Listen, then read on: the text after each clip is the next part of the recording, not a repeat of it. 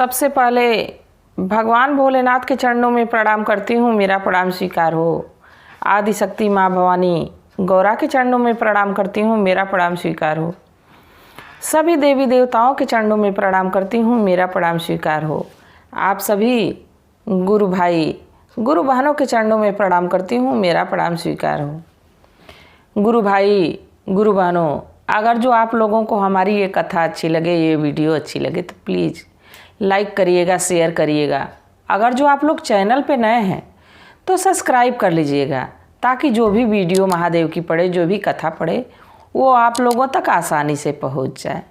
Comment में महादेव का नाम ज़रूर लिखिएगा। महादेव का नाम लिखने से, बोलने से सारे कष्ट दूर हो जाते हैं, तो महादेव का नाम ज़रूर लिखिएगा। आपको यदि हमारे इंस्टा से जुड़ना है तो उसका लिंक वीडियो के डिस्क्रिप्शन बॉक्स में दिया गया है, फॉलो कर लीजिएगा। गुरु भाई, आज की कथा जो सुना रहे हैं गुरु बहनों, वो एक ऐसे निर्धन भगवान के शिष्य की है कि भगवान पे तो उसको भरोसा था, बाकी भगवान इस तरह उनकी मदद करेंगे ये उनको विश्वास नहीं था। तो गुरु भाई गुरु बहनों, क्या भगवान पे विश्वास रखना चाहिए? क्या भगवान पे भरोसा बनाए रखना चाहिए? हमको कितना हो कष्ट रहे, कितना हो परेशानी रहे, कथा इसी पे आधारित है। कथा को अंत तक देखिएगा। जब महादेव की ही चर्चा है, भगवान भोलेनाथ की ही चर्चा है, तो कथा को तो पूरा सुनना चाहिए। आधा अधूरा सुनने से भगवान का अपमान होता है। तो कथा को अंत तक सुनिएगा। एक गांव में एक ब्राह्मण रहते थे। ब्राह्मण, उनकी पत्नी और उनका एक छोटा सा पुत्र 5-6 महीने का। और ब्राह्मण देव का जो गांव था वो कम से कम उसमें 15-20 ब्राह्मण थे। तो सभी ब्राह्मण तो संपन्न थे, बाकी ये ब्राह्मण देव गरीब थे। होता है ना कि एक ही मोहल्ले में रहने पे कोई उसी में अमीर रहता है, कोई गरीब रहता है, कोई बस से बदतर ज़िंदगी जीता रहता है, और कोई ऐसा अमीर रहता है कि उसको किसी चीज़ की कमी नहीं रहती है। तो उसी तरह ब्राह्मणों में सबसे गरीब ब्राह्मण थे ये ब्राह्मण देव। और ये पूजा पाठ करवाते घरों में जाके भगवान की, और कथा बाजते, तो कुछ दान दक्षिणा मिल जाता, कुछ पैसा मिल जाता, कुछ अनाज पानी मिल जाता, उसी से इनका जीवन कटता रहता था। बाकी जो उनकी पत्नी थी ब्राह्मण देव की, वो बड़ा उदास रहा करती थी। दोनों लोग शिव भक्त थे, बाकी उन लोग को गरीबी में जीवन जीना पड़ता था। हमेशा भगवान को कोसती थी, हे प्रभु, क्या हम लोग इसी तरह पूरा जीवन कट जाएगा?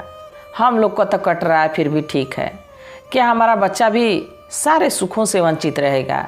क्या ऐसे ही हम लोग का जीवन कट जाएगा? देखिए गुरु भाई गुरु बहनों, हमारा जीवन चाहे जैसा भी चल रहा है, हमारा जीवन चाहे जैसा भी चल रहा है, हम भगवान से यही प्रार्थना करते हैं कि हे प्रभु, चाहे आप हों या हम हों या कि कोई और, जितने भी शिव भक्त हैं, शिव शिष्य हैं, सभी लोग यही सोचते हैं कि हमारा जीवन तो जैसे तैसे चल रहा है प्रभु, हमारे बच्चों का जीवन सुखमय करिएगा, उनको किसी कष्ट किसी परेशानी का सामना ना करना पड़े। सारे माता पिता यही सोचते हैं। वैसे ही ब्राह्मण देव की पत्नी हमेशा भगवान से ही कहती थी, हे प्रभु, हम लोग का तो जीवन जैसे तैसे चल रहा है, बाकी क्या हमारे बच्चे का भी जीवन ऐसे ही चलेगा? एक दिन ऐसे ही अकेले बैठी बड़बड़ा रही थी, तब तक ब्राह्मण देव कहीं से कथा बाँच के और कुछ राशन, कुछ पैसे रुपए लेके आए। तो अपनी पत्नी को देखे बड़बड़ाते हुए, उनके हाथ में राशन का झोला पकड़ाते हुए कहे कि अरे भाग्यवान, क्या बड़बड़ाए जा रही हो? तो कही कि मैं यही बड़बड़ा रही हूँ कि हम लोग का तो जीवन किसी तरह कष्ट में कट ही रहा है, पर क्या हमारे बच्चे का भी जीवन ऐसे ही कटेगा? आप इतना ही कमाएंगे? आप जो पूजा पाठ करा के दान दक्षिणा पाते हैं, उससे तो किसी तरह जीवन चल जाता है, किसी दिन बिना खाए भी रह जाना पड़ता है। तो ऐसे ही कमाएंगे तो बच्चे का जीवन कैसे अच्छा चलेगा?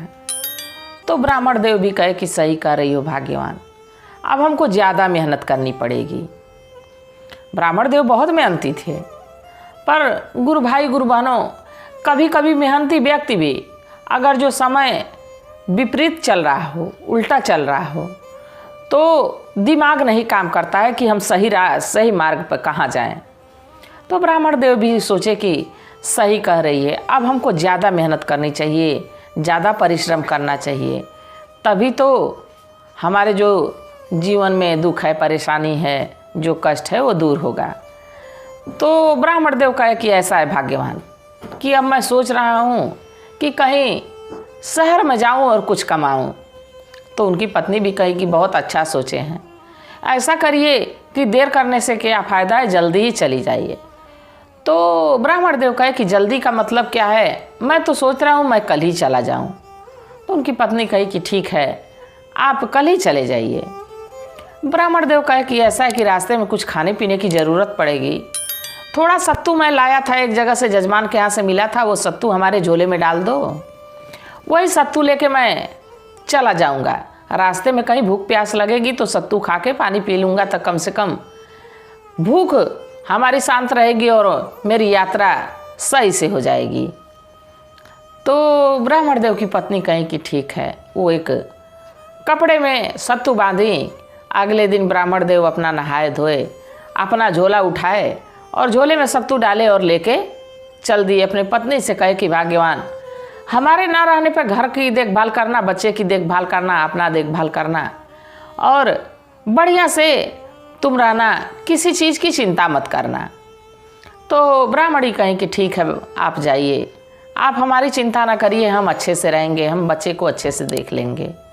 ब्राह्मण देव अपनी पत्नी से अच्छे से बात करके और निकले। अब जाते जाते जाते जाते ब्राह्मण देव दिन भर चलते चलते एक नदी के किनारे पहुँचे। जब नदी पार करके जाने पे शहर मिलती, नदी के किनारे पहुँचे तो शाम हो गई थी लगभग और उनको भूख भी लगी थी।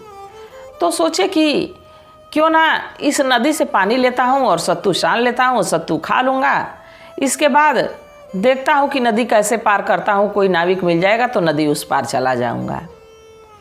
अब यही सोच के ब्राह्मण देव अपना झोला नदी के किनारे रखे और अपने झोले में से एक लोटिया निकाले कि पानी उसी में लेके आऊँ, और नदी के किनारे पहुँच गए।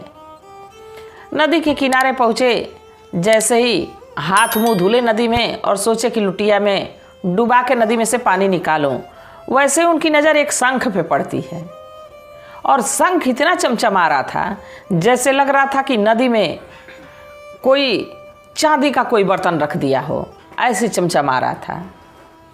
अब जब ब्राह्मण देव देखे तो सोचे कि ये कैसा शंख है, बड़ा चमकीला शंख है। तो पानी निकालने के बजाय अब शंख को ही वो पकड़ के निकालना सोचे और शंख को निकाले। जब शंख पानी से बाहर आई तो अलग अलग तरह की चमक रही है, कभी चांदी जैसे चमक रही है, कभी उसकी चमक नीलापन हो जा रही है, कभी उसकी चमक सूर्य के समान हो जा रही है। जैसे जैसे घुमा रहे हैं वैसे वैसे शंख की चमक अलग अलग तरह में, सातों रंगों में, एकदम जैसे लग रहा था कि उसमें से अलग अलग ज्योतियाँ निकल रही हों। ब्राह्मण देव बड़ा प्रसन्न हुए, कहे कि ये तो ऐसी शंख मिल गई है प्रभु, हे भोलेनाथ, अब मैं कहीं पूजा पाठ कराने जाऊंगा तो इसी शंख को बजाऊंगा। अब ब्राह्मण देव बड़ा खुश हुए कि अब कहीं पूजा पाठ कराने जाऊंगा तो इसी शंख को बजाऊंगा। ये शंख देखने में इतनी सुंदर है, इसकी ध्वनि कितनी सुंदर होगी। आप लोग जानते ही हैं कि ब्राह्मण लोग आते हैं, जब पूजा कराने आते हैं, पूजन सत्यनारायण भगवान का हुआ, माता जी का हुआ, तो जब पूजा शुरू हो जाती है तब से शंख बजना शुरू हो जाता है। शंख लोग रुक रुक के एक अध्याय पढ़ेंगे, शंख बजाएंगे, एक अध्याय पढ़ेंगे, शंख बजाएंगे। तो वैसे ही ब्राह्मण देव भी सोचे कि अब तो मैं कथा कराऊंगा तो इसी शंख को बजाऊंगा। ये शंख इतनी सुंदर है तो इसकी ध्वनि कितनी सुंदर होगी। यही सोच के ब्राह्मण देव बड़ा प्रसन्न हुए और लोटिया में जल लिए आए सत्तू साने और खा रहे थे। तभी देखे कि उसी रास्ते से एक व्यक्ति जा रहा है, और हलवाई था। वो व्यक्ति, उसकी मिठाई की दुकान थी, अब शाम को अपनी मिठाई की दुकान बंद करके और घर जा रहा था। उसकी नज़र ब्राह्मण देव पर पड़ी। ब्राह्मण देव अकेले बैठ के अपना वही सत्तू खा रहे थे और अंधेरा हो रहा था। तो वो व्यक्ति पूछा कि अरे भाई, आप अंधेरे में और इस नदी के तट पे क्या कर रहे हैं? तो ब्राह्मण देव कहे कि भाई, मैं तो राहगीर हूँ और मैं नाव का इंतज़ार कर रहा था, नाव तो कोई दिखी नहीं।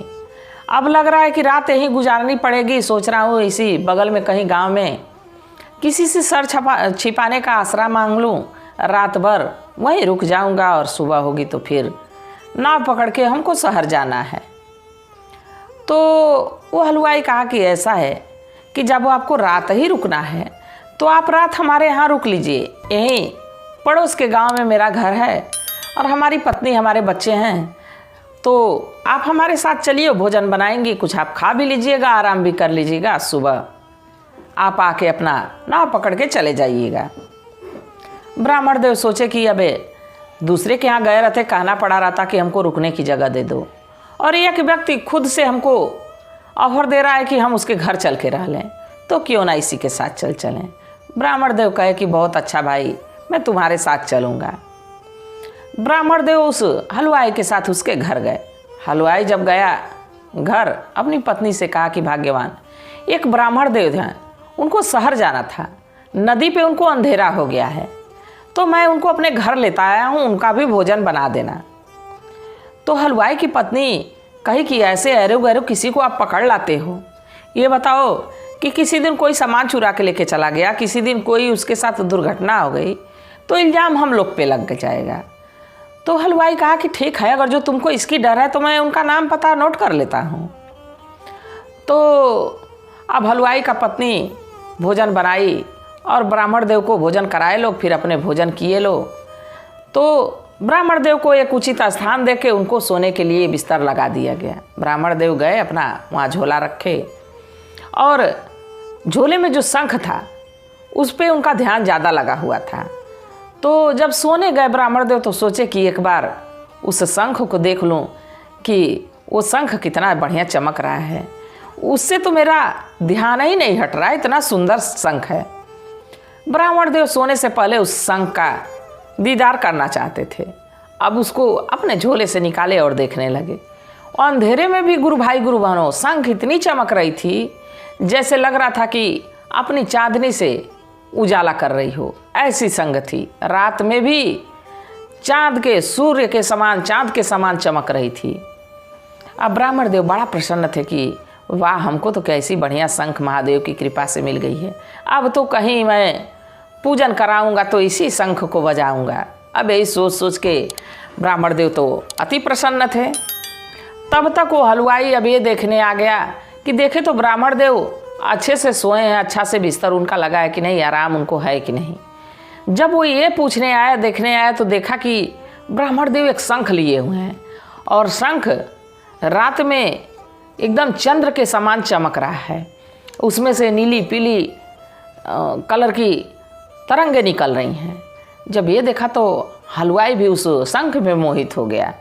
उस शंख को देख के और उसका भी ये मन होने लगा कि काश ये शंख हमारे पास रहती।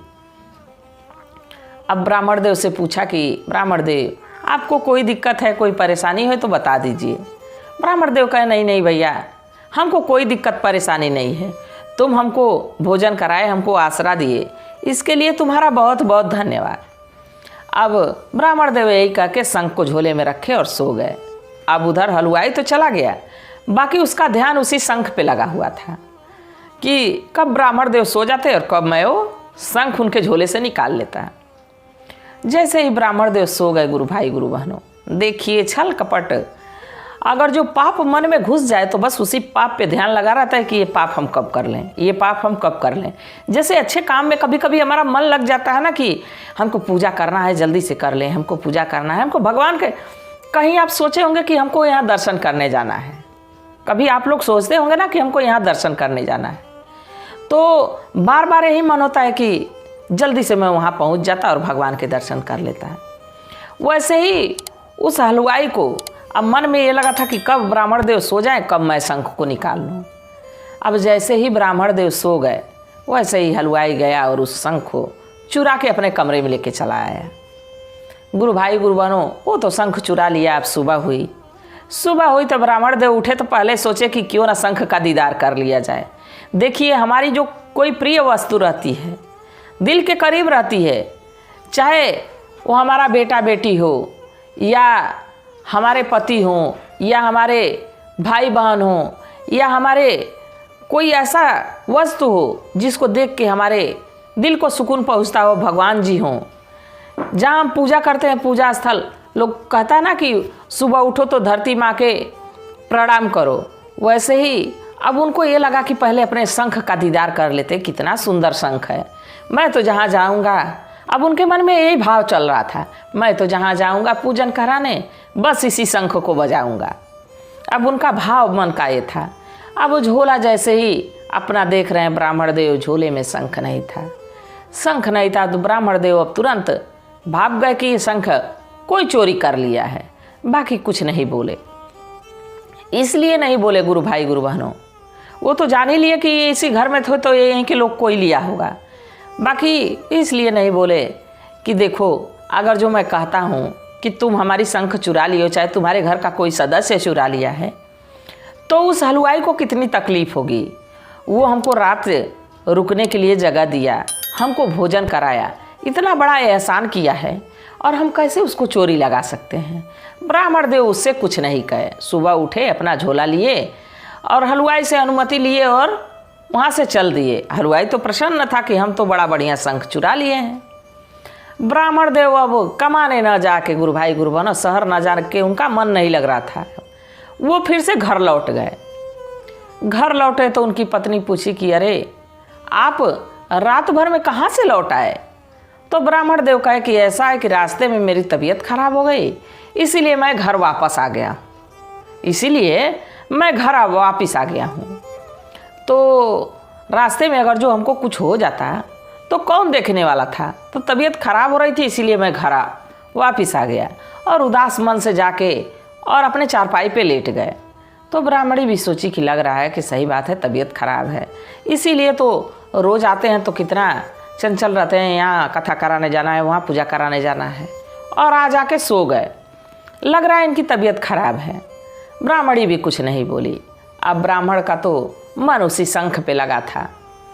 अब इधर देखिए गुरु भाई गुरु बहनों, ब्राह्मण देव तो अपने घर आ गए।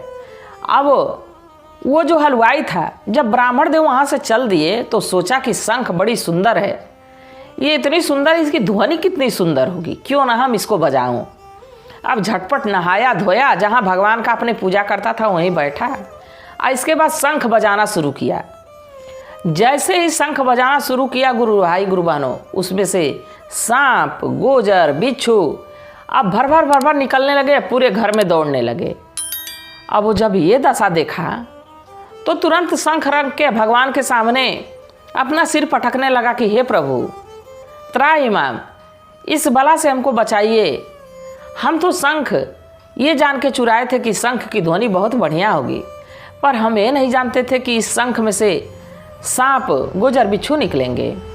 हे प्रभु आप इनको समेटिए, और मैं ये शंख जिसका चुराया हूँ उसको मैं लौटा दूंगा।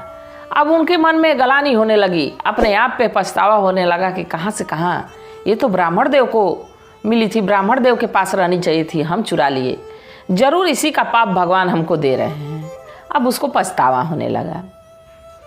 वो अपनी पत्नी से कहा, तुरंत उस शंख को लिया और पता पहले ही नोट किया था अपनी पत्नी के कहने पे। अब उसी पते पे खोजते खोजते खोजते खोजते ब्राह्मण देव के घर पहुंचा। जब ब्राह्मण देव के घर पहुंचा तो ब्राह्मण देव चारपाई पे लेटे हुए बीमार अवस्था में। तो हलवाई कहा कि अरे ब्राह्मण देव, उनको प्रणाम किया। इसके बाद पूछा, अरे ब्राह्मण देव आप इस कदर क्यों बीमार जैसे पड़े हैं। ब्राह्मण देव कहे कि कुछ तबीयत ठीक नहीं लग रही है। तो कहा कि तबीयत ठीक नहीं लग रही है कि कोई और बात है। ब्राह्मण देव कहे नहीं नहीं, कोई और बात नहीं है। तो कहा कि हाँ, और कोई बात भी रहती तो आप हमसे कैसे कहेंगे, क्योंकि हमारा एहसान है कि हमने आपको रात रुकने की जगह दी, भोजन कराई, इसीलिए आप हमसे कुछ कह नहीं रहे हैं। ब्राह्मण देव कहे नहीं नहीं, ऐसी कोई बात नहीं है। तब हलवाई कहा कि ब्राह्मण देव आपका शंख आपके झोले से मैं चुरा लिया था।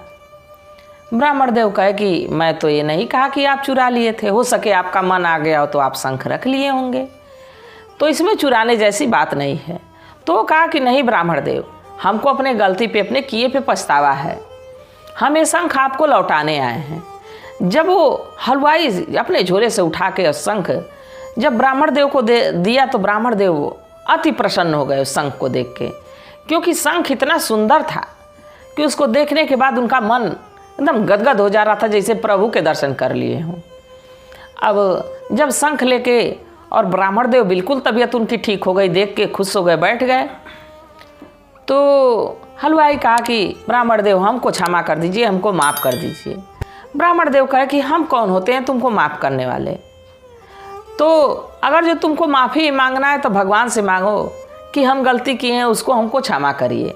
हम तो आपको नहीं माने भाई कि आप चोरी किए हैं। तो वो लगा भगवान से माफ़ी मांगने। इसके बाद कहा कि हे ब्राह्मण देव, एक आपसे गुजारिश है। ब्राह्मण देव कहे कि क्या? आप बोल के तो देखिए। तो हलवाई कहा कि ऐसा है ब्राह्मण देव कि एक बार आप शंख बजा देते, क्योंकि आप लोग तो शंख बजाने में माहिर रहते हैं। हम तो शंख बजा रहे थे तो हमारे साथ बड़ी विचित्र घटना घटी। हमारे घर में सांप, गोजर, बिच्छू दौड़ने लगे। तो ब्राह्मण देव मुस्कुराने लगे, कहे कि अच्छा ठीक है, मैं शंख बजा देता हूँ। और जैसे ही ब्राह्मण देव शंख बजाना शुरू किए, उस शंख में से गुरु भाई गुरु बहनों इतनी सुंदर ध्वनि, इतनी सुंदर ध्वनि, जैसे लग रहा था कि भगवान विष्णु का ही शंख बज रहा। अब शंख की तो सुंदर ध्वनि थी, बाकी उस ध्वनि के साथ सोना, हीरा, चांदी जो भी उसमें से और गिरने लगा। स्वर के साथ हीरा, मोती, सोना, चांदी सब कुछ गिरने लगा। अब ये जब देखा हलवाई तो ब्राह्मण देव के पैरों में गिर पड़ा कि हे प्रभु, ये धन आपको मिलना था और हम चोरी करके लेके चले गए थे, उसी की सज़ा हमको मिली है। ब्राह्मण देव हमको क्षमा कर दीजिए, हमको माफ़ कर दीजिए। तो गुरु भाई गुरु बहनों, कुछ धन ऐसा होता है कि भगवान जिसको देना रहता है उसी को मिलाते हैं। जैसे कि देखिए, एक बार भगवान भोलेनाथ एक व्यक्ति के सामने पारस पत्थर गिराए, बाकी उस मूर्ख व्यक्ति को मिलना नहीं था। पारस पत्थर आया और एक राजा का लड़का उठा के चला गया। तो जो धन भगवान जिसके लिए निर्धारित किए रहते हैं उसी को मिलना चाहिए। अगर जो उसको मिल रहा है छल कपट से हमने छीन लिया तो हमारे किसी काम का नहीं है, मात्र पत्थर के समान ही रहेगा। तो देखिए गुरु भाई गुरु बहनों, किसी के हिस्से का, किसी की किस्मत का अगर जो उसको कोई धन कहीं से मिल जाता है तो उस पर अपनी नज़रें नहीं गड़ाना चाहिए, उसको छीन झपट के लेना नहीं चाहिए, चोरी नहीं करना चाहिए, नहीं तो उसका पाप लगता है। तो गुरु भाई गुरु बहनों, कथा तो यहीं तक थी। कथा कैसी थी ये ज़रूर बताइएगा, और किसी के छीना झपटी में ना लगें, किसी का धन देख के लोभ ना बढ़ाएं। अगर जो महादेव की कृपा हुई तभी तो ब्राह्मण देव तो निर्धन थे पूरे गांव में, और बाकी महादेव पे पूजा पाठ करते थे, कोई शिकायत नहीं करते थे कि महादेव हमको दिए नहीं। हाँ, वो कर्म पे, अपने कर्म का भरोसा किए कि हम चलूँगा तो और कमाऊँगा तो हो सके धन मिले, हो सके पैसा कमाऊँगा तो आगे की ज़िंदगी अच्छी चले। बाकी महादेव अपने शिष्यों को निराश नहीं करते हैं।